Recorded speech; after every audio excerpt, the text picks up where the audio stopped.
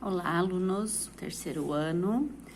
Esse vídeo tem o objetivo de explicar um pouquinho mais sobre os efeitos da corrente elétrica, conteúdo da aula 22. Então, basicamente, os efeitos da corrente elétrica são 4. Vou tentar explicar cada um separado, tá? O efeito químico. O que seria esse efeito químico? Ele ocorre em determinadas reações químicas quando elas são percorridas por uma corrente elétrica. Esse efeito é muito utilizado, por exemplo, no recobrimento de metais.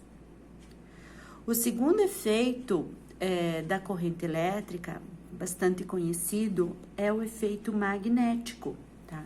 A corrente elétrica, ela tem o poder de, quando os elétrons se movimentam, de produzir um campo magnético na região próxima de onde se aplica a corrente elétrica, tá? Então, surge aí um campo magnético produzido pelo movimento dos elétrons. O terceiro efeito, bem conhecido também, é o efeito térmico ou o efeito Joule, que nós chamamos, tá? Ele surge dos inúmeros choques dos elétrons de um condutor quando ele é percorrido por uma corrente elétrica. Quando os átomos recebem energia, eles passam a vibrar com mais intensidade.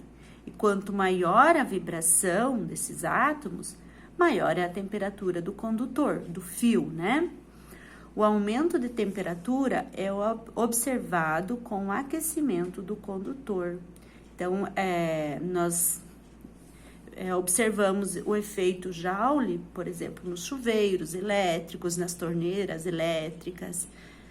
Nós temos aí o efeito do aquecimento. E o quarto e último efeito, bastante conhecido, quem nunca levou um choque, né? Então, é o efeito fisiológico. Ele acontece quando há a passagem de corrente elétrica pelo organismo dos seres vivos.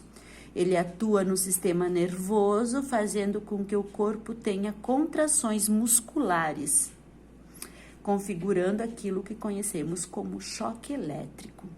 A condição básica para que aconteça um choque elétrico é provocar uma diferença de potencial, uma DDP, né? Os polos positivos e negativos.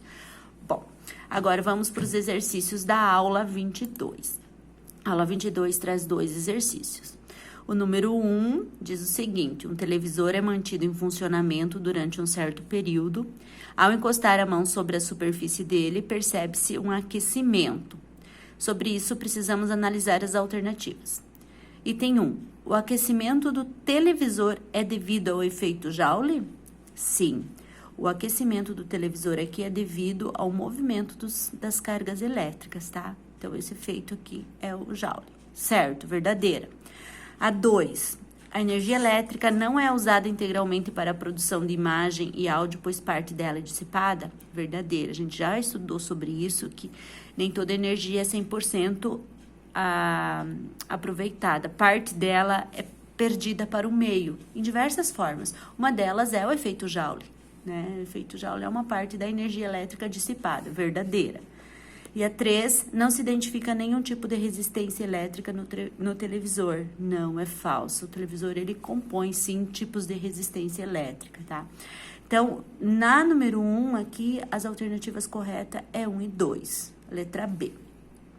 O exercício número 2 diz o seguinte: quando um fio condutor é percorrido por uma corrente elétrica, parte da energia do movimento, a energia cinética dos elétrons, é transferida para os átomos, aumentando sua agitação, tá? O que faz com que a energia térmica, o efeito térmico aumenta, é a energia cinética, a movimentação dos elétrons, tá?